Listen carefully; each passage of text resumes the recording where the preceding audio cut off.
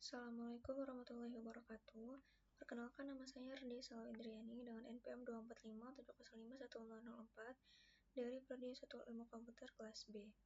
Di sini saya akan menjelaskan bagaimana sih membuat soal tentang materi reduksi DFA. Jadi sebelum saya membuat soal, saya sudah mencari materinya di Google terlebih dahulu dan saya menemukannya di Unstock.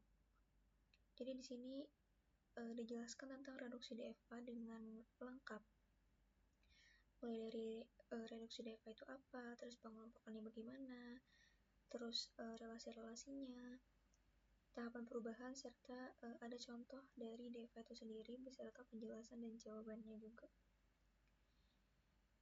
Nah, jadi karena sebelumnya saya sudah membaca materi ini, jadi langsung aja saya akan membuat soalnya.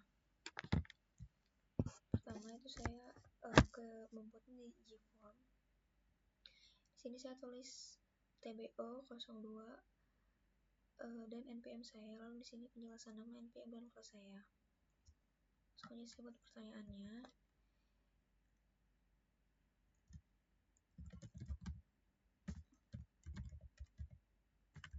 Jadi di sini saya akan membuat pertanyaan tentang langkah pertama yang biasanya dilakukan dalam reduksi DFA itu apa sih?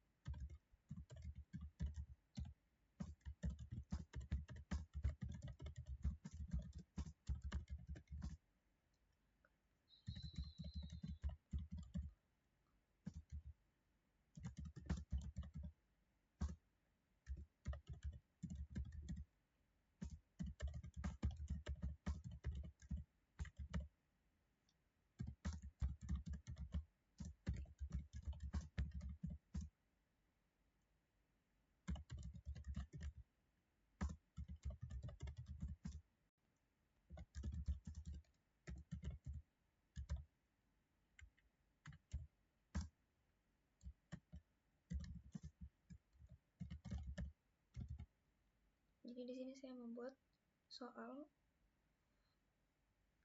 dalam proses reduksi DFA ada beberapa langkah yang harus dilakukan secara berurutan. Salah satu langkah awal yang paling penting adalah memisahkan state berdasarkan jenisnya. Hal ini dilakukan agar proses penggabungan state yang ekuivalen bisa lebih mudah. Langkah pertama yang biasanya dilakukan dalam reduksi DFA adalah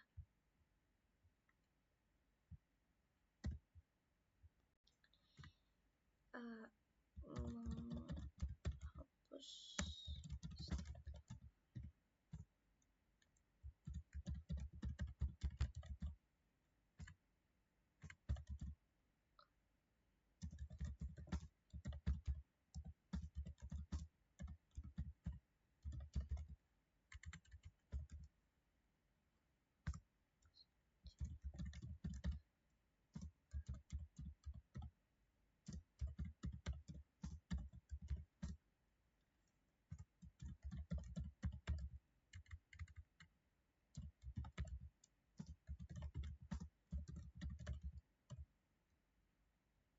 Nah, yang A itu menghapus set awal, yang B mengelompokkan set akhir dan akhir, yang C menambah simbol input baru, dan yang terakhir menghapus semua transisi. Nah, selanjutnya kita ke pengaturan, lalu jadikan ini quiz.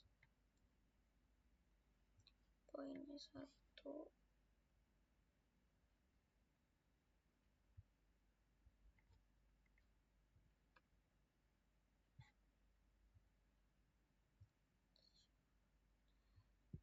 Nah, jawaban yang benar itu B. Kenapa benar yang B? Karena dalam reduksi DFA itu, langkah pertama adalah mengelompokkan state ke dalam 2 kelas. State akhir itu accepting state, terus state terakhir itu non-accepting state. Hal ini tuh penting untuk membedakan mana state yang bisa digabung dan mana yang tidak. Kalau langsung tanpa pengelompokan, itu kita bisa salah menggabungkan state yang seharusnya berbeda. Nah, kenapa yang lain salah? Kenapa yang A salah menghapus state awal? Itu karena state awal itu sangat penting dalam DFA. Nah, kalau misalnya dia dihapus, otomatis DFA-nya tuh nggak bisa kerja lagi. Kenapa yang C salah menambah simbol input baru? Karena reduksi DFA itu